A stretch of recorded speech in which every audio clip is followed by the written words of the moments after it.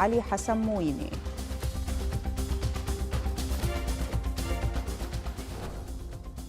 Over 190 Palestinians are killed by the Israeli forces' attacks on the Gaza Strip as the toll of murders exceeds 32,000.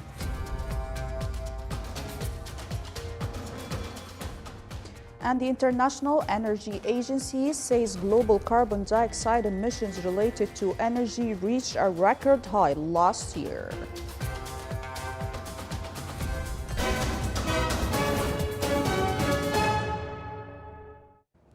Those were the headlines. Now for the news in detail.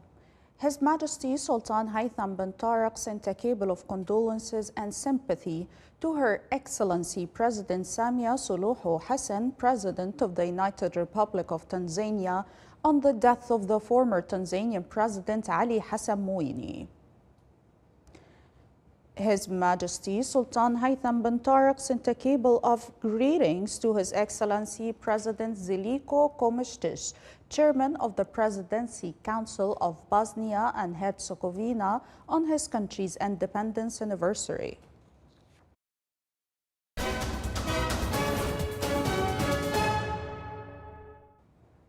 The Ministry of Health in Gaza has announced that more than 190 Palestinians are killed and 920 others injured in the Israeli army's attacks on the Gaza Strip during the past 24 hours alone. This raises the toll of murders to 32,228 murders since the start of the Israeli aggression on the Strip on the 7th of last October. This morning, Israeli forces targeted a populated house in the Al Bureish camp in the center of the Gaza Strip, resulting in the martyrdom of at least 4 of its residents and the injury of others. Yesterday morning, Israeli occupation forces committed a horrific massacre in Rashid Street, west of Gaza City, leaving more than 70 martyrs and hundreds of wounded. Palestinian medical sources have reported that dozens of martyrs and wounded are still at the targeted site, and the occupation forces are preventing ambulances from reaching them.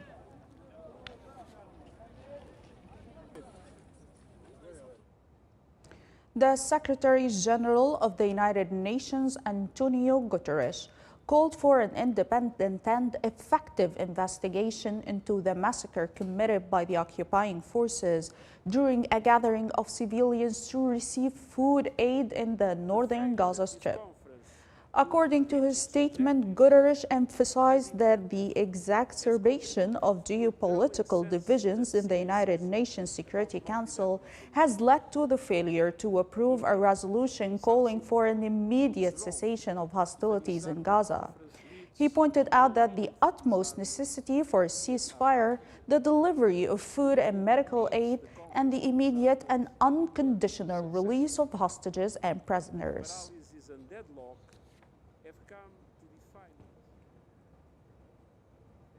In southern Lebanon, the Israeli occupation army continued its attacks on villages and towns.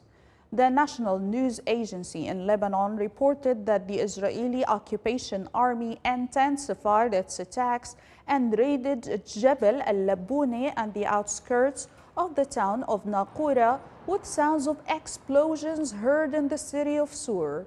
Additionally, Israeli warplanes raided the outskirts of the town of Ait al-Sha'ab, causing extensive damage to homes and properties.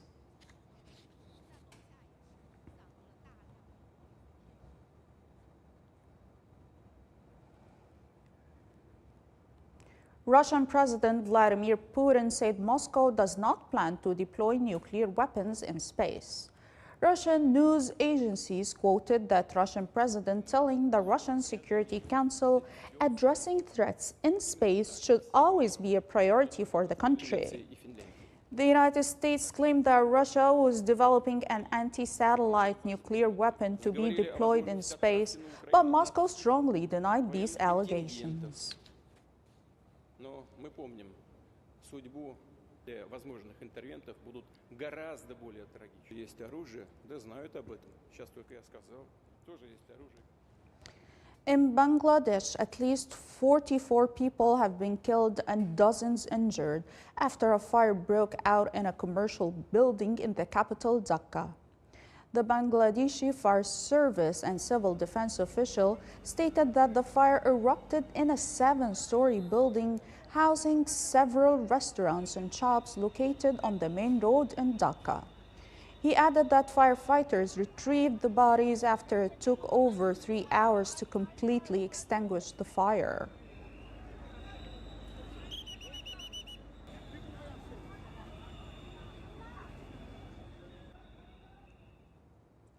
The International Energy Agency said global carbon dioxide emissions related to energy reached a record high last year.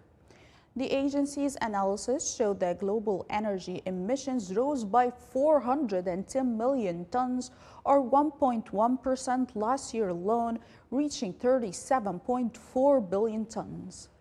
The increase was attributed to the Chinese economy recovery, increased use of fossil fuels in countries with low hydropower energy production, and the aviation sector's recovery. Several climate scientists stated that the significant reductions in carbon dioxide emissions will be necessary in the coming years to achieve global temperature rise mitigation goals and mitigate the effects of climate change.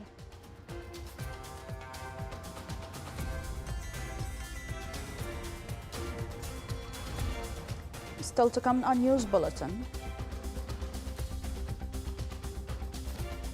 As part of the Winter in Musandam season, the entertainment festival in the Wilaya of Khasab continues its activities.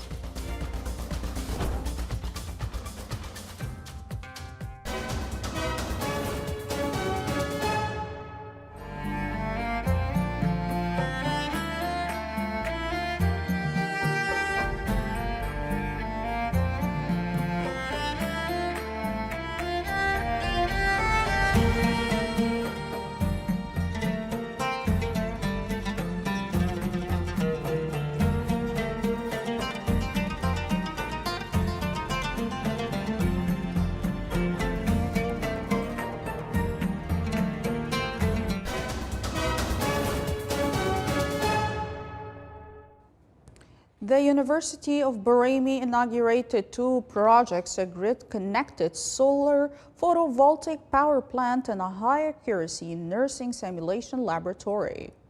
The ceremony was held under the auspices of Her Excellency Dr. Rahma bint Ibrahim al-Mahrouqiya, Minister of Higher Education, Research and Innovation. The first project aims to provide a source of sustainable, clean energy and optimize financial resources.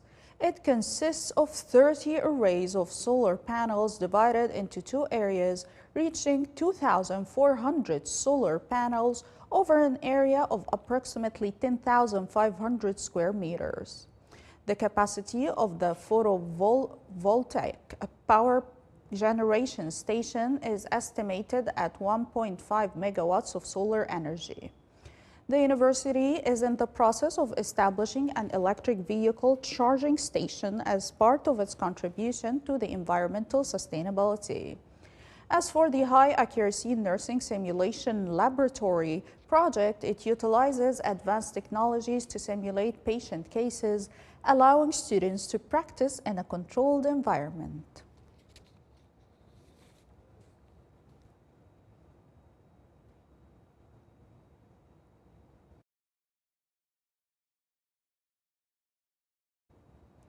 The Public Authority for Civil Defense and Ambulance, along with member countries in the International Civil Defense Organization, marked the World Civil Defense Day, which falls on the 1st of March. This celebration comes to highlight the efforts exerted by the concerned bodies to protect safety of individuals and properties. It's worth mentioning that the authority, since its establishment, undertakes works that aims to achieve safety, spread awareness among citizens, set up preventive conditions required to protect facilities and establishments from all dangers, and undertake logistic operations in disaster cases. The authority, through a number of activities and events, including awarenesses, exhibitions, seminars, and lectures, aims to shed light on the duties and the tasks of the authority.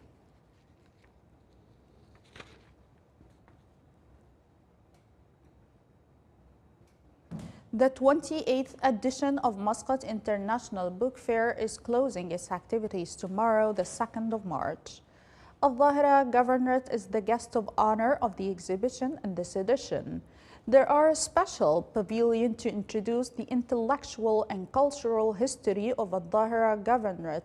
An expanded set of cultural programs, activities, and events are implemented throughout the days of the exhibition. 847 publishing houses from 34 countries are participating in this year's session.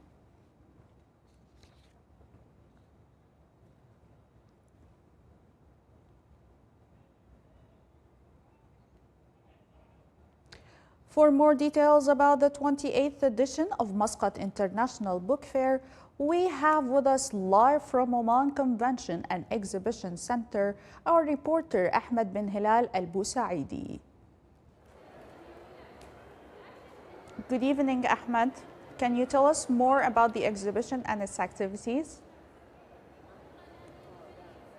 Good evening, Dalia, and good evening to all our listeners across Oman and even abroad.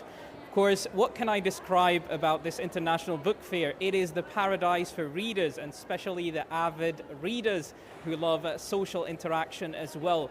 The International Book Fair here in Muscat started on the 21st of March and is ending tomorrow. So you still have one last chance to attend the International Book Fair tomorrow if you didn't make it yet.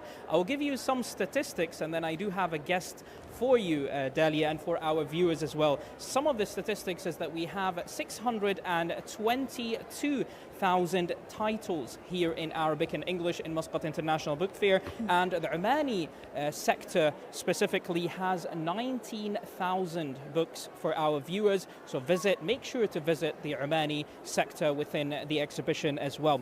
We have a number of new publications that reached 35,989 different publications from last year till this year. And finally, as you correctly said, we have 847 different publishing houses, and we do have 34 different countries participating here.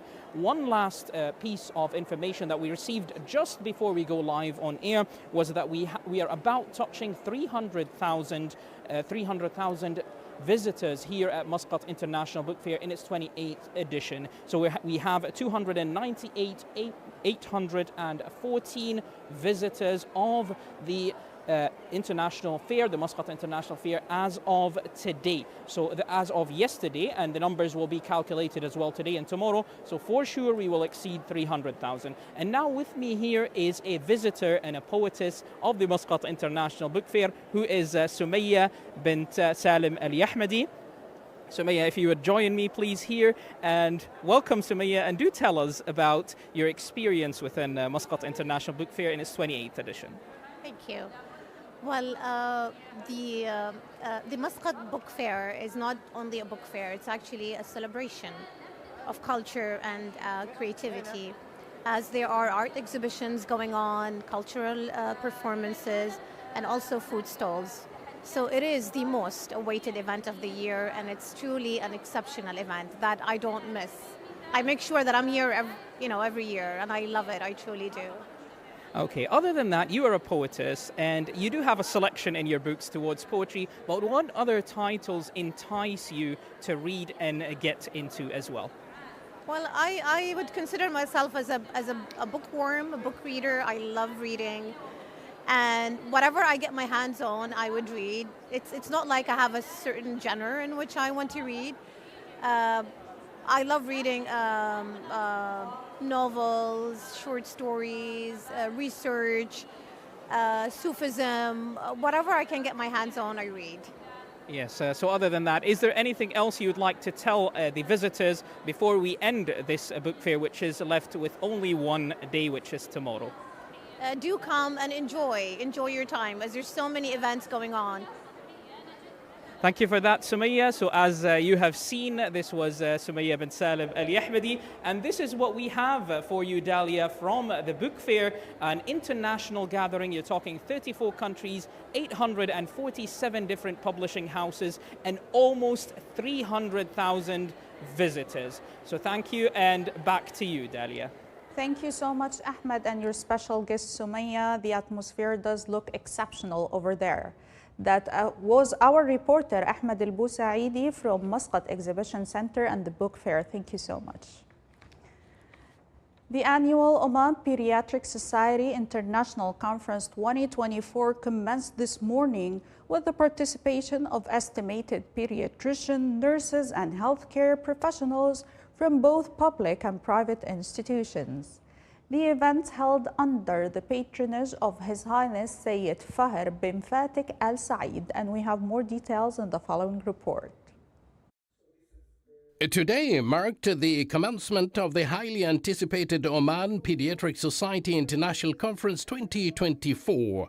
Esteemed pediatricians, nurses and healthcare professionals from both public and private institutions across the Sultanate of Oman convened to delve into the latest advancements in pediatric care and thus providing a cutting-edge professional development platform with comprehensive insights and the latest advancements in each areas. We are excited to have our annual conference titled Empowering for Better Future. This conference today was attended by various pediatricians from different areas in Oman, including Musandam and Salalah. And it's a good chance for networking and discussing the latest advancement in the field of pediatrics. This gathering of specialists in pediatric broadens knowledge and enhances their ability to provide interconnected and informed care to young patients. It's an excellent opportunity for pediatricians, general practitioners, neonatologists, nurses, and other child health professionals to update their skills, share experiences, and learn from the leading experts in the field. This conference provides a comprehensive scientific program. The topics are diverse, covers different common and advanced related pediatric issues. The theme of this year, Empowering a Brighter Future. There are expertise from Oman and from the Gulf country who will share their experience and knowledge. One of the important missions of Oman Pediatric Society is to support pediatricians and physicians in all regions of Sultanate of Oman.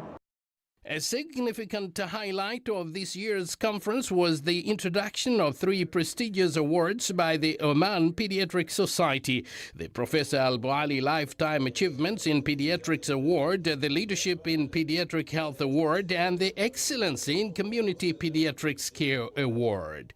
These awards were established to recognize and celebrate the remarkable contributions and dedication of pediatricians in Oman, reflecting their unwavering commitment to the field. Among the distinguished recipients of these inaugural awards was Dr. Saleh bin Mohammed Al-Khusaybi, who was honored with the Professor Al-Buali Lifetime Achievements in Pediatrics Award for his outstanding contributions and lasting impact on pediatric health care in the Sultanate. Dr. Al-Khusaybi started his work in the Ministry of Health from 1976. His remarkable journey, spanning decades of service and leadership in neonatal care, exemplifies the pinnacle of excellence in the field. Additionally, Dr. Yasser Wali was recognized with the Leadership in Pediatric Health Award for his exceptional leadership skills and transformative initiatives in advancing pediatric healthcare delivery. Dr. Aida Shehi, on the other hand, was celebrated for her outstanding contributions to pediatric care at the regional hospital, demonstrating exemplary dedication and excellence in improving pediatric healthcare services within her community. It's worth mentioning that Professor Dr. Al-Buali, an extraordinary Omani figure, played a pivotal role in transforming healthcare for children in the Sultanate of Oman from the early 1970s. His tireless efforts and visionary leadership have left an indelible mark on pediatric care, setting a benchmark for excellence that continues to inspire future generations of health healthcare professionals in Oman and beyond. The Oman Pediatric Society Conference annually unites pediatricians and healthcare professionals from across Sultanate of Oman to exchange scientific knowledge, best practices, elevating standards of pediatric care. This year actually it was special because we started the annual awards for achievement, excellence and community care for the pediatricians in Oman. Good conference. I love pediatrician. The introduction of these prestigious awards underscores the conference's commitment to fostering excellence, innovation and collaboration with the pediatric healthcare community. As the conference continues to unfold over the next 2 days, attendees can expect to engage in enriching discussions, gain invaluable insights and forge lasting connections to further enhance pediatric care in Oman and beyond. Abdullah bin Ahmed al-Rubi'i, Sultanate of Oman Television, Muscat. The exciting activities of Sur Maritime Heritage Festival continue by providing a special atmosphere for all visitors. One of the accompanying events is being held in Wadi Shab. Our crew visited the events and came with the following report. Its pure water that comes from the mountains to merge with the sea makes Wadi Shab an exceptional touristic attraction. The various activities of Sur Maritime Heritage Festival added a great value to Wadi Shab this year. The idea of Wadi Shab hosting such events came after recognizing it as outstanding tourist destination in the Sultanate of Oman that attracts a good number of tourists throughout the year. Now it's our 4th day. Yesterday we were in Wadi Shab and now we see here this beautiful fair. We see incense, we see traditional drinks with milk and timian and handcrafted products. Also like bags and what else, oil for the hair and so on, yeah. Rahil and her friends are working on developing their entrepreneur idea of growing wild za'atar and makes a lucrative project. I'm here with my classmates to participate in our project, a thyme hidden treasure project. We told people about the benefits of the thyme for skin, for body, and we show it our website. And the same concept goes to other participating projects in Wadi Shab Tourism Forum. The forum includes handcrafts and arts corner, containing art exhibition, and other traditional and handmade objects. Sultan bin Saif Sara'i from South Al-Sharqiyya Governorate, Wilaya of Sur. The entertainment festival of Basa Beach in the Wilaya of Khasab continues as part of the winter in Musandam season, organized in collaboration with the Office of the Governor of Musandam, along with several government and private entities running until tomorrow, the 2nd of March. The festival aims to boost tourism and diversify activities with a focus on supporting small and medium enterprises and home projects for the Governorate of Musandam's citizens. Among the festival's activities, there are various corners, including a children's corner with multiple entertainment activities, an artistic corner offering creative art workshops, as well as a corner for maritime activities and one for food and shopping. The festival also features a theatrical corner presenting various shows such as laser displays, magic shows, music sessions, sword display competitions, and yola art to enhance cultural and artistic heritage and encourage the local talent. This is the Sultanate of Oman television. Before we end tonight's news bulletin, here are the main points once again. His Majesty Sultan Haytham bin Tariq has sent a cable of condolences to the President of the Republic of Tanzania on the death of the former Tanzanian President Ali Hassan Mwinyi. Over 190 Palestinians are killed by the Israeli forces' attacks on the Gaza Strip, as well as the toll of martyrs exceeds to 32,000. And the International Energy Agency says global carbon dioxide emissions related to energy reached a record high last year. With that, we come to the end of tonight's news bulletin from all of us here at the newsroom and the studios. Thank you for watching. Stay safe and have a good night.